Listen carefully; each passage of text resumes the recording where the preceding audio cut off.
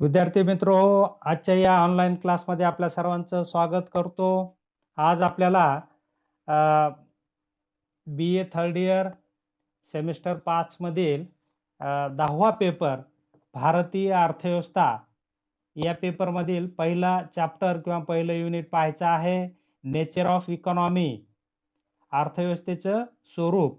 यामध्ये आपल्याला पहिला टॉपिक आहे अर्थव्यवस्था म्हणजे काय, अर्थव्यवस्थेचे प्रकार. हा भाग या ठिकाणी पाहायचा आहे.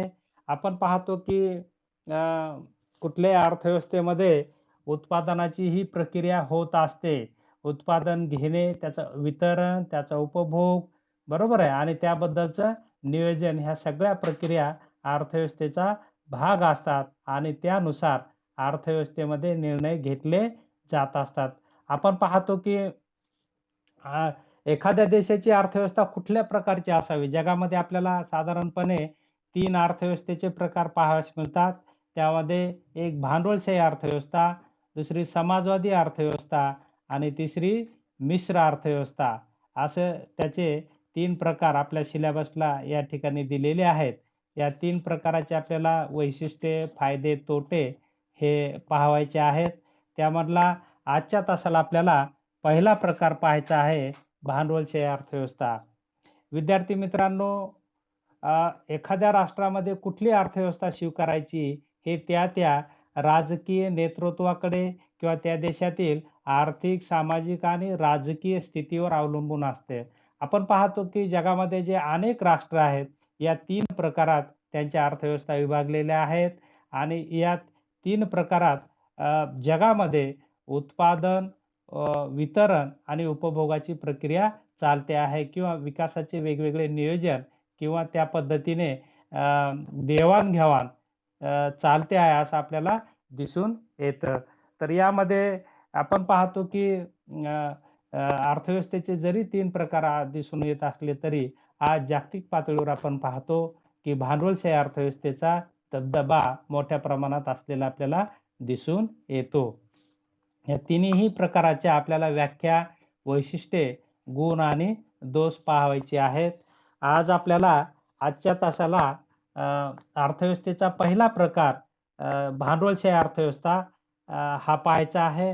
भांडवलशाही अर्थव्यवस्था कशाला म्हणायचं, भांडवलशाही अर्थव्यवस्थेची वैशिष्ट्ये, भांडवलशाही अर्थव्यवस्थेचे गुण आणि दोष, एवढा भाग यामध्ये आपल्याला पाहायचा आहे. आपण पाहतो की 18व्या शतकामध्ये औद्योगिक क्रांती झालेली आहे किंवा औद्योगिक क्रांतीला सुरुवात होऊन आपण पाहतो की ती इंग्लंडमध्ये सुरुवात झाली. हळूहळू ती युरोपातील राष्ट्रात तिचा प्रचार झाला. नंतर पूर्ण जागतिक पातळीवर तिचा प्रचार झाला आणि औद्योगिक क्रांतीने उत्पादनाच्या प्रक्रिया सगळ्या बदलून टाकल्या. आपण पाहतो की औद्योगिक क्रांतीने ही फार मोठी क्रांती आहे. त्यामुळे उत्पादनाचा उत्पादन करण्याचा किंवा उत्पादन वाढीचा वेग वाढला. त्याचबरोबर उत्पादनात गुणवत्ता वाढली. त्यामुळे उत्पादन यंत्रावर करण्यात येऊ लागलं आणि उत्पादनाचा वेग वाढल्यामुळे, उत्पादन खर्च कमी आल्यामुळे कमी किमतीत चांगली वस्तू मिळू लागली.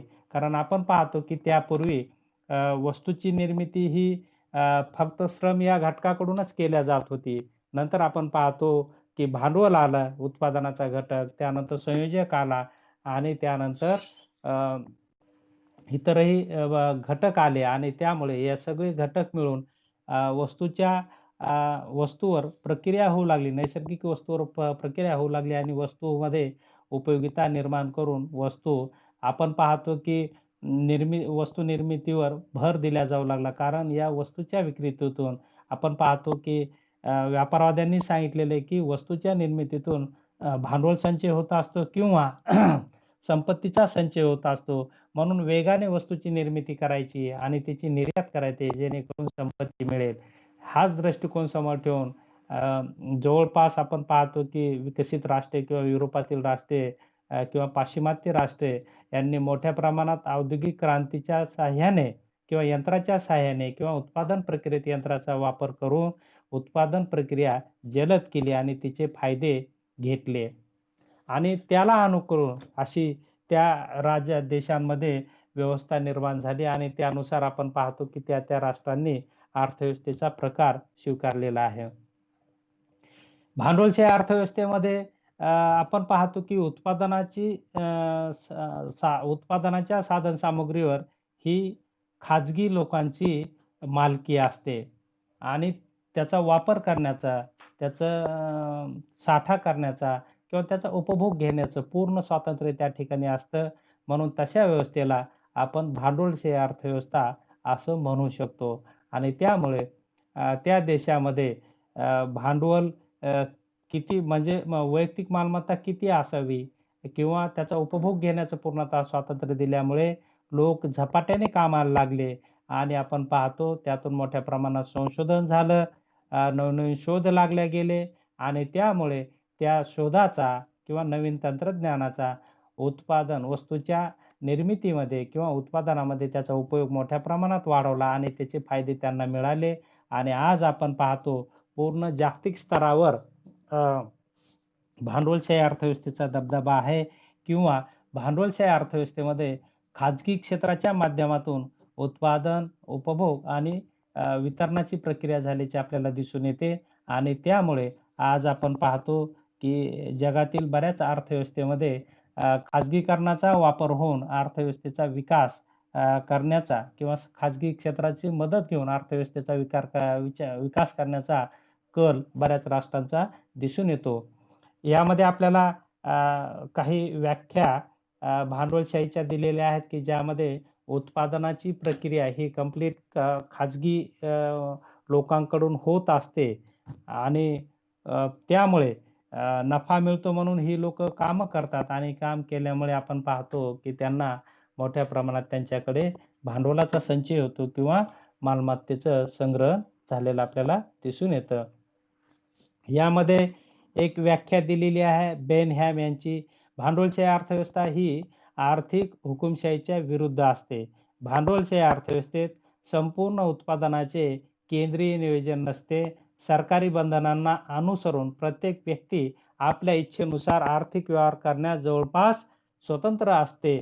समाजातील आर्थिक क्रियांचे निर्धारण विभिन्न प्रकारच्या व्यक्ती किंवा व्यक्तिसमूहाच्या स्वतंत्र निर्णयानुसार केले जाते, कारण उत्पादनाच्या प्रत्येक साधनांचा मालक आपल्या मर्जीप्रमाणे उपयोग करतो. तसेच तो आपल्या इच्छेनुसार आपल्या उत्पन्नाचा उपयोग सुद्धा करू शकतो. त्याला त्यांनी भांडवलशाही अर्थव्यवस्था म्हटलेला आहे. दुसरी अर्थव्यवस्था आहे प्रोफेसर पिगू यांची. ज्या अर्थव्यवस्थेत भौतिक साधनांची मालकी आणि त्याचा उपभोग किंवा उपयोग आपल्या इच्छेनुसार करण्याचा अधिकार काही विशिष्ट व्यक्तींच्या हाती असतो, त्या अर्थव्यवस्थेला भांडवलशाही अर्थव्यवस्था असं म्हटलेलं आहे. त्यानंतर कार्ल मार्क्सची व्याख्या आहे, ज्या अर्थव्यवस्थेत कामगारांची गुलामगिरी, नफ्यावर आधारित उत्पादन आणि अतिरिक्त मूल्य यांचा समन्वय असतो, त्या अर्थव्यवस्थेला भांडवलशाही अर्थव्यवस्था त्यांनी म्हटलेलं आहे. आपल्याला थोडक्यात अर्थव्यवस्था कशाला म्हणायचं, भांडवलशाही अर्थव्यवस्था म्हणजे काय हे लक्षात आलं असेल की साधारणपणे भांडवलशाही अर्थव्यवस्था म्हणजे अशी व्यवस्था की ज्या ठिकाणी उत्पादनाच्या साधन सामग्रीवर खाजगी लोकांची मालकी असते किंवा त्याचा वापर करण्याचं पूर्ण त्यांना स्वातंत्र्य असतं, त्या व्यवस्थेला भांडवलशाही अर्थव्यवस्था आपण म्हणतो. त्यामुळे काय होतं की लोकांना जर मालमत्तेचा अधिकार दिला तर लोक काय करतात, मालमत्ता मिळण्यासाठी प्रयत्न करतील, नफा मिळण्यासाठी प्रयत्न करतील आणि त्यानंतर या प्रयत्नातून आपण पाहतो त्या देशामध्ये नवनवीन संशोधन होईल, संशोधनातून नवनवीन उद्योग, तंत्रज्ञान निर्माण केल्या जाईल आणि त्याचा फायदा अर्थव्यवस्थेला होत असतो आणि म्हणून स्वातंत्र्य दिल्यामुळे निश्चितच त्या राष्ट्रांना त्याचा फायदा झालेला आपल्याला दिसून येतो आणि म्हणून आपण पाहतो की लोकांची एक स्वार्थी प्रवृत्ती असते. काय प्रवृत्ती असते की मला जर मिळाला तर मी करेल किंवा जिथं मिळतं तिथंच ते इंटरेस्ट घेतात आणि म्हणून त्यांना ते जर दिलं तर निश्चितच तशा प्रकारची विकासाला पूरक स्थिती त्या ठिकाणी निर्माण होते आणि म्हणून जागतिक पातळीवर बऱ्याच राष्ट्रांमध्ये अशा प्रकारच्या स्थितीचा स्वीकार करण्यात आला. त्याला आपण भांडवलशाही अर्थव्यवस्था असं म्हणतो.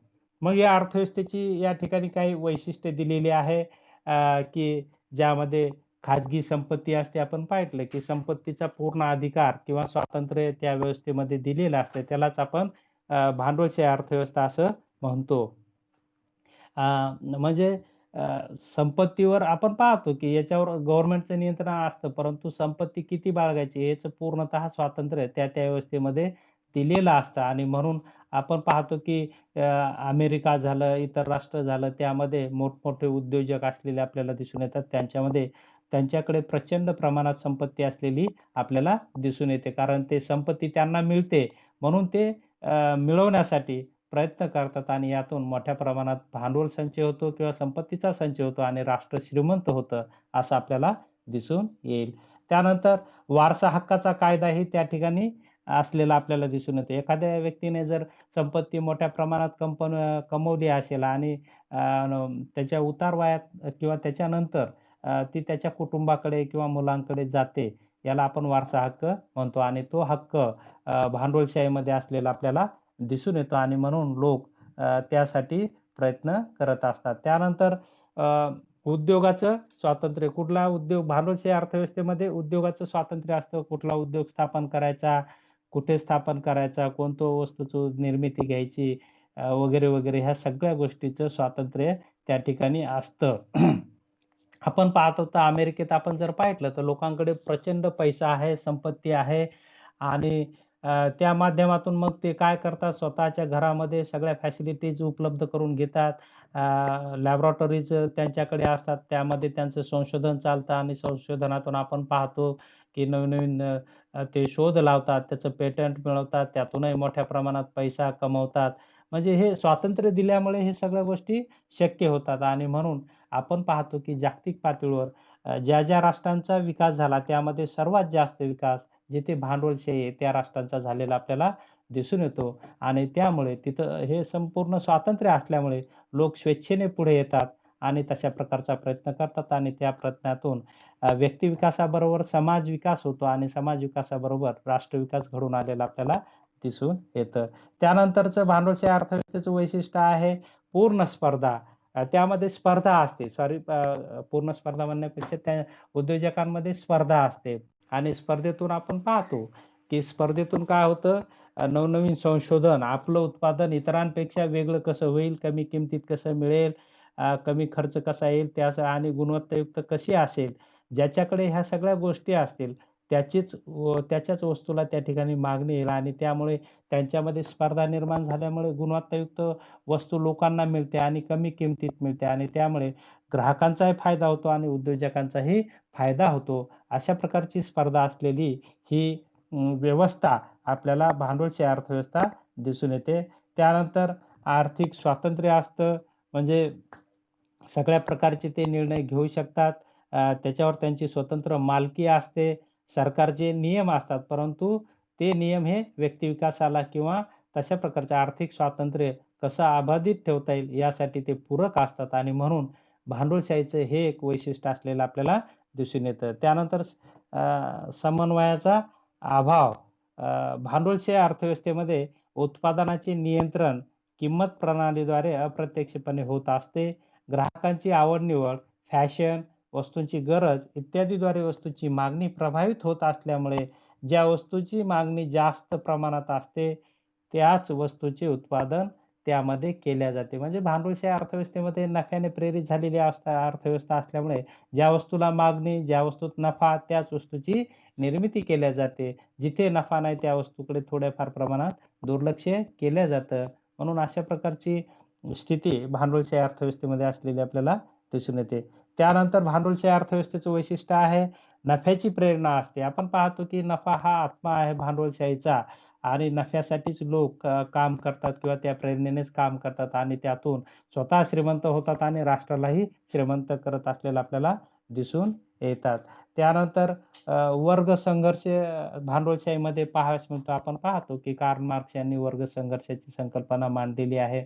वर्ग संघर्ष म्हणजे मालक आणि कामगारात संघर्ष निर्माण होते, की मालकाला वाटतं की नफा मिळावा आणि कामगारांचं पेमेंट कमी असावं. त्याशिवाय नफा मिळत नाही. परंतु कामगारांना वाटतं आम्ही एवढं काम करतो, मालकच घेऊन जातो. मग आम्हाला ते मिळालं पाहिजे. आमचं कष्टाचं आम्हाला मिळालं पाहिजे. अशा प्रकारचा संघर्ष त्यामध्ये मालक आणि कामगारांमध्ये निर्माण होत असतो. हे एक भांडवलशाही अर्थव्यवस्थेचं वैशिष्ट्य असलेलं आपल्याला दिसून येतं. त्यानंतर श्रमिकांची दयनीय अवस्था त्यातून आपण पाहतो की श्रमिकांचं थोडा अन्याय होतो भांडवलशाही अर्थव्यवस्थेमध्ये. जास्त वेळ काम करून कमी मोबदला दिला जातो. कारण त्यामध्ये खाजगी नियंत्रण असतं. त्यानंतर अनियंत्रित अर्थव्यवस्था असते. त्यानंतर व्यापार चक्राचं अस्तित्व असतं. आपण पाहतो त्यांच्यामध्ये स्पर्धा निर्माण होते. उद्योजकांमध्ये स्पर्धा निर्माण होऊन तेजी-मंदीचे चक्र अर्थव्यवस्थेमध्ये निर्माण होत असतात. त्यानंतर सामाजिक कल्याणाचा अभाव असतो. तिथं लोकांचं हित पाहिलं जात नाही. फक्त उद्योजकांचं हित पाहिलं जातं. त्याला कसा नफा मिळाला हेच पाहिलं जातं. त्यामुळे सामाजिक ग्राहकांचं हित फारसं ग्राहकांच्या आवडी-निवडीनुसार वस्तूची निर्मिती होते, परंतु किमती किती असाव्यात याचं स्वातंत्र्य पूर्णतः उद्योजकांना किंवा निर्मात्याला असल्यामुळे तिथे सामाजिक न्यायाचा अभाव असलेला आपल्याला दिसून येतो. त्यानंतर आर्थिक सत्तेचं केंद्रीकरण त्या ठिकाणी होत असतं. आपण पाहतो की यातून प्रचंड नफा मिळतो आणि नफा मिळाल्यामुळे काही उद्योजक एवढे श्रीमंत होतात की त्यांच्याकडे मोठ्या प्रमाणात एकूण राष्ट्रीय उत्पन्नाच्या संपत्ती केंद्रित होते आणि हे राष्ट्राला धोकादायक असतं. परंतु संपत्तीचं केंद्रीकरण हे भांडवलशाहीचं वैशिष्ट्य आहे. त्यानंतर किंमत यंत्रणेचा प्रभाव हे एक वैशिष्ट्य आपल्याला पाहावयास मिळतं. त्याचबरोबर भांडवलशाहीचे काही भांडवलशाही अर्थव्यवस्थेचे काही फायदे किंवा गुण आपणास या ठिकाणी पाहावयास मिळतात. त्यामध्ये पहिला फायदा आहे साधन सामग्रीचं योग्य वाटप त्यामध्ये होत असतं. जनतेला जर आर्थिक स्वातंत्र्य असेल तर प्रत्येक उद्योजक आपल्या जवळील साधन संपत्तीचं योग्य प्रकारे वितरण करून जास्तीत जास्त नफा मिळवण्याचा प्रयत्न करत असतो. उद्योगात उत्पादन साधनांची सीमांत उपयोगिता आणि उत्पादकता समान होईल अशा पद्धतीने उत्पादकाद्वारे भांडवलाचे वितरण केले जाते. तात्पर्य भांडवलशाही अर्थव्यवस्थेमध्ये साधन सामग्रीचे योग्य वाटप होऊन त्याचा अपव्यय टाळला जातो. त्यानंतरचा गुण आहे स्वयंचलितपणा असतो. लोकांना स्वातंत्र्य दिल्यामुळे स्वतः प्रेरित होतात आणि अशा प्रकारे व्यवस्था निर्माण करत असतात किंवा वस्तूवर प्रक्रिया करत असतात असं आपल्याला दिसून. त्यातून त्यांच्यावर स्पर्धा निर्माण होते. त्यांच्यामध्ये स्पर्धा निर्माण होते आणि त्यातून ते चांगल्या वस्तूची निर्मिती करत असतात. त्यानंतरचा गुण आहे उपभोग्य वस्तूंची विपुलता आणि उच्च राहणीमान हे एक त्यामध्ये आपल्याला दिसून येतं. भांडवलशाही अर्थव्यवस्थेमध्ये ग्राहक हा सार्वभौम असतो. ग्राहकांच्या आवडीनिवडीनुसार विविध वस्तूंचे उत्पादन केले जाते. जनतेला आपल्या गरजेनुसार, इच्छेनुसार उपभोग्य वस्तूंचा उपभोग घेता येतो. त्यामुळे त्यांच्या राहणीमानात सुधारणा घडून येते. त्यानंतर व्यक्ती स्वातंत्र्य असते. भांडवलशाही अर्थव्यवस्थेत व्यक्तीला अत्यंत महत्त्वाचं स्थान असतं. व्यक्ती स्वातंत्र्याशिवाय भांडवलशाही सरकार स्थापन होऊ शकत नाही. उत्पादक, ग्राहक, मालक, मजूर, शेतकरी इत्यादी समाज घटकांच्या विकासासाठी व्यक्ती स्वातंत्र्य अत्यावश्यक असते आणि म्हणून भांडवलशाही अर्थव्यवस्थेमध्ये व्यक्ती स्वातंत्र्य हा अत्यंत महत्त्वाचा अंगभूत घटक आहे असं आपल्याला लक्षात येईल. त्यानंतरचा गुण आहे विशाल प्रमाणावरील उत्पादन घेतल्या जातं. आपण पाहतो की भांडवलशाही अर्थव्यवस्थेमध्ये मोठ्या प्रमाणात नफा मिळतो. नफा मिळाल्यामुळे नफ्याची पुनर्गुंतवणूक होते आणि त्यातून मोठ्या प्रमाणात मोठे उद्योग स्थापन केले जातात आणि मोठ्या प्रमाणात उत्पादन घेऊन ते इतर राष्ट्रांमध्ये निर्यात करून मोठ्या प्रमाणात नफा मिळवला जातो. कारण आपण पाहतो की त्यांचं पॉलिसीच असते की निर्यात करून मोठ्या प्रमाणात संपत्ती मिळवणे. त्यानंतरचा गुण आहे तांत्रिक प्रगती. भांडवलशाही अर्थव्यवस्थेमध्ये मोठ्या प्रमाणात भांडवल आज त्यांच्याकडे असल्यामुळे ते नवनवीन शोध करण्याचं कार्य हाती घेतात आणि त्यातून नवनवीन शोधाच्या माध्यमातून तंत्रज्ञानाची मदत ते उत्पादन प्रक्रियेत घेत असतात आणि उत्पादन प्रक्रियेत जर तंत्रज्ञानाची मदत घेतली तर उत्पादन प्रक्रियेचा वेग वाढतो आणि वेग वाढल्यामुळे उत्पादन खर्च कमी येतो. उत्पादन खर्च कमी आल्यामुळे त्या वस्तूचा दर्जा आणि किंमत दर्जा चांगला येतो आणि किंमत कमी असते आणि किंमत कमी म्हणून जागतिक पातळीवर मागणी जास्त येते आणि मागणी जास्त आल्यामुळे नफा जास्त होतो आणि त्यातून आपण पाहतो की भांडवलशाही अर्थव्यवस्थेचा विकास होतो. त्यानंतर लवचिकता असते. लवचिकता म्हणजे भांडवलशाही अर्थव्यवस्थेमध्ये ग्राहकांच्या आवडीनिवडीनुसार उत्पादन प्रक्रिया चालते. मागणीचा विचार केला जातो. ग्राहकांना काय आवडतं, काय आवडत नाही आणि त्यानुसार नेहमी वस्तूच्या निर्मितीमध्ये बदल केला जात असतो आणि आपण पाहतो की लोकांच्या आवडीनुसार उत्पादन घेत असल्यामुळे जशी आवड निवड असेल तसं त्या ठिकाणी सहजरित्या ते आपल्या धोरणात बदल करू शकतात किंवा त्याला तशी पूरक स्थिती निर्माण करू शकतात. त्यानंतर उत्पादन साधनांचा पूर्णपणे उपयोग त्यामध्ये केला जातो. आपण पाहतो की भांडवलशाही अर्थव्यवस्थेत महत्तम नफा कमवणे हेच प्रत्येक उद्योजकाचे उद्दिष्ट असते. त्यासाठी उद्योजक नवनवीन उत्पादन तंत्राचा उपयोग करतात. तसेच उत्पादन प्रक्रियेतील समाविष्ट घटकांचा जास्तीत जास्त उपयोग करून घेण्याचा त्यांचा प्रयत्न असतो आणि त्या प्रयत्नातून त्या साधनाचा महत्तम उपयोग होत असतो असं आपल्याला म्हणता येईल. त्यानंतर योग्यतेनुसार मोबदला व कुशलतेनुसार वाढ. आपण पाहतो की भांडवलशाही अर्थव्यवस्थेमध्ये ज्या कर्मचाऱ्यांकडे किंवा कामगारांकडे कौशल्य असेल त्याला मोबदलाही मोठ्या प्रमाणात दिला जातो.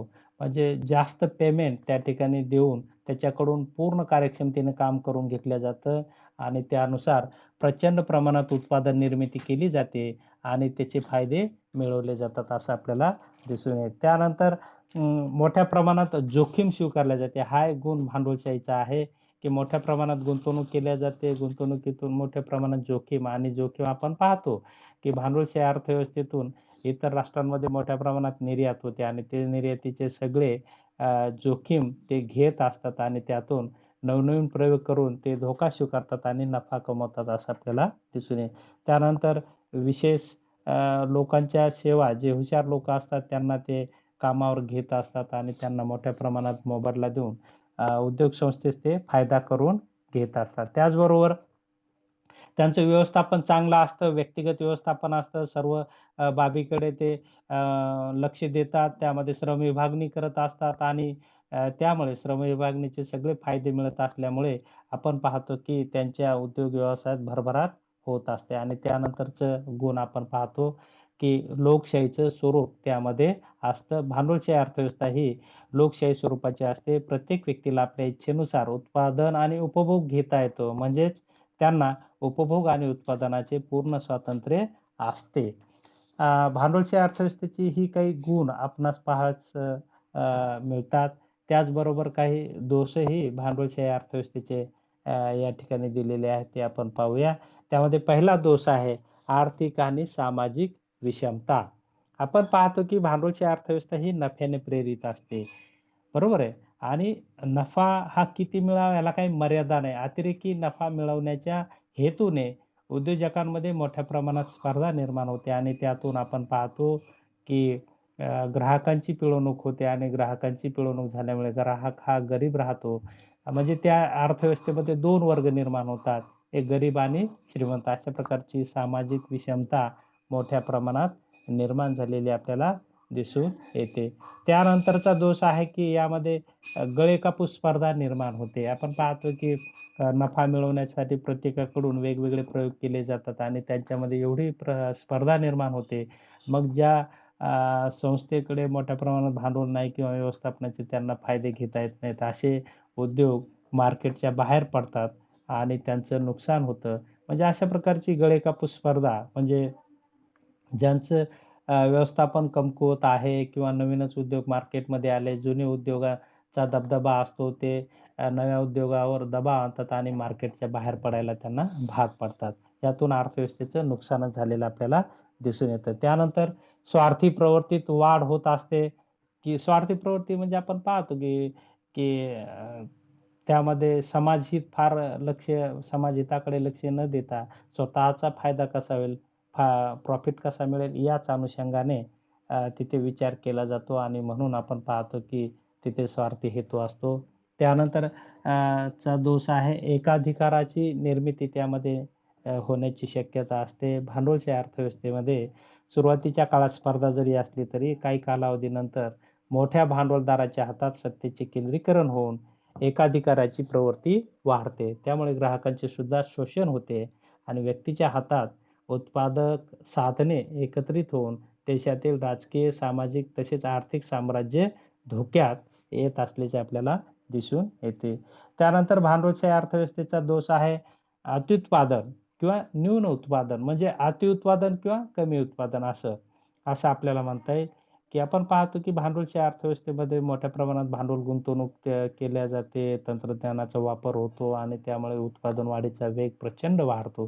त्यामुळे देशामध्ये अतिउत्पादन वाढून समस्या निर्माण होऊ शकते किंवा त्यांच्या हातात सत्ता उत्पादनाची प्रक्रिया केंद्रित झाल्यामुळे अ, कमी उत्पादन घेऊन या ठिकाणी अर्थव्यवस्थेमध्ये प्रश्न निर्माण होऊ शकतात. अ, तर अशा प्रकारे हा एक दोष भांडवलशाही अर्थव्यवस्थेमध्ये असलेला आपल्याला दिसून येतो. त्यानंतर सर्वात महत्त्वाचा दोष म्हणजे वर्ग संघर्ष असतो आणि याची मांडणी कार्ल मार्क्स यांनी केलेली आहे, की भांडवलशाही अर्थव्यवस्थेमध्ये अतिरिक्त मूल्याची निर्मिती कामगारांच्या आर्थिक पिळवणुकीतून होत असते आणि म्हणून भांडवलशाही अर्थव्यवस्था ही चांगली नाही, हे कार्ल मार्क्स यांनी सांगितलेलं. त्यामध्ये नेहमी कामगार आणि मालकांमध्ये संघर्ष निर्माण होतो आणि त्यामध्ये कामगारांचीच मालकाकडून नेहमी पिळवणूक होत असते. कारण अतिरेकी नफा त्या ठिकाणी मिळवण्यासाठी कामगारांना त्यांच्या कामाचा मोबदला पुरेसा दिला जात नाही आणि पर्यायाने त्यांचं शोषण केलं जातं. हे शोषणावर आधारित अशा प्रकारची व्यवस्था म्हणजेच भांडवलशाही अर्थव्यवस्था अशा प्रकारची व्याख्या कार्ल मार्क्स यांनी केलेली आहे. त्यानंतर कामगारांचं शोषण होतं, व्यापार चक्राचे अस्तित्व यामध्ये निर्माण होतं. त्यांच्यामध्ये प्रचंड स्पर्धा निर्माण होऊन आपण पाहतो की तेजी-मंदीची चक्र येतात आणि ते आपण पाहतो की देशाला घातक असतात किंवा ग्राहकांना ते नुकसान करतात. त्यानंतर मुद्रेला अवास्तव महत्त्व दिलं जातं. भांडवलशाही अर्थव्यवस्थेमध्ये मुद्रा किंवा पैसा हा मूलभूत आधार असतो. या अर्थव्यवस्थेत मुद्रेला अवास्तव महत्त्व दिलं जातं. ज्यांच्याजवळ पैसा जास्त असेल त्यांना सर्व सुखसोयी व सामाजिक प्रतिष्ठा प्राप्त होते. याउलट ज्यांच्याकडे पैसा नसतो त्यांना हलाखीचे जीवन जगावे लागते.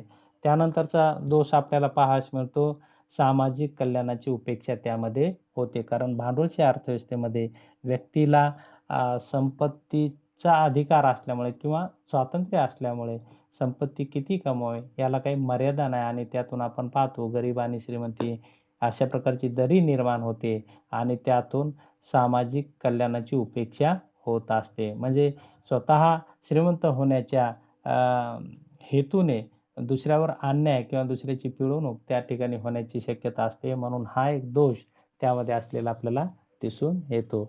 आपण पाहतो की भांडवलशाही अर्थव्यवस्थेमध्ये हे काही दोष जरी दिसून येत असले तरी आज आपण पाहतो की संपूर्ण जागतिक अर्थव्यवस्थेमध्ये भांडवलशाही अर्थव्यवस्थेचा दबदबा आहे. भांडवलशाही अर्थव्यवस्थेचा विकास आणि प्रचार-प्रसार मोठ्या प्रमाणात होत आहे. आज आपण पाहतो की जागतिकीकरणाच्या या काळामध्ये खाजगी क्षेत्राचा सहभाग प्रत्येक देशामध्ये, प्रत्येक अर्थव्यवस्थेमध्ये वाढत आहे, की सरकारला उत्पादनाच्या प्रक्रिया करण्यामध्ये बऱ्याच प्रकारच्या मर्यादा येत असल्यामुळे उत्पादन प्रक्रियेत खाजगी क्षेत्राचं सहकार्य आता प्रत्येक राष्ट्रामध्ये घेतल्या जात असल्यामुळे जवळपास जागतिक अर्थव्यवस्था ही आता खाजगी क्षेत्राकडे किंवा जागतिकीकरणामुळे खाजगी क्षेत्राकडे वळत असलेली आपल्याला दिसून येते. परंतु आपण पाहतो की भांडवलशाही अर्थव्यवस्थेमध्ये वर्गसंघर्ष असतो, सामाजिक न्याय मिळत नाही. हे दोष त्याचे मुख्य असले तरी राष्ट्राचा विकास करायचा असेल, लोकांना जर मूलभूत सुविधा उपलब्ध करून द्यायच्या असतील, मुबलक प्रमाणात प्रचंड वस्तूंचं जर निर्मिती करायची असेल, निर्यात वाढवायची असेल किंवा राष्ट्राला श्रीमंत करायचं असेल, तर भांडवलशाही अर्थव्यवस्थेमध्ये खाजगी क्षेत्र हे प्रभावी क्षेत्र असलेलं आपल्याला दिसून येतं आणि इतर राष्ट्रातही तशा प्रकारचा आता प्रयोग झालेला आपल्याला दिसून येतो, की मोठमोठ्या कंपन्यांच्या माध्यमातून आपण पाहिलं यापूर्वीच्या तासाला, की बहुराष्ट्रीय कंपन्या किंवा मंडळे मोठ्या प्रमाणात त्यांच्याकडे भांडवल असतं आणि तशा प्रकारे मोठ्या प्रमाणात गुंतवणूक करून त्या राष्ट्रात उत्पादनाची प्रक्रिया चालवतात आणि त्यातून मोठ्या प्रमाणात नफा मिळवतात आणि म्हणजे स्वतः नफा कमवतात आणि राष्ट्रालाही नफा मिळवून देतात. तर अशा प्रकारची स्थिती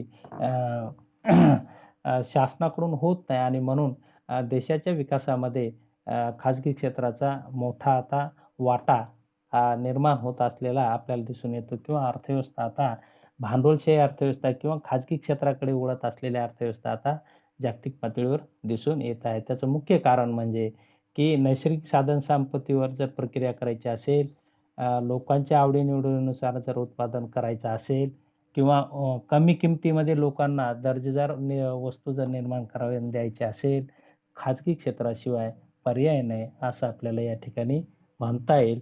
तर अ, हे अशा प्रकारे भांडवलशाही अर्थव्यवस्था असलेली आपल्याला दिसून येते, की जिला आपण म्हटलं, की ज्या व्यवस्थेमध्ये अ, लोकांना व्यक्ती स्वातंत्र्य असतं किंवा मालमत्तेचा अधिकार असतो.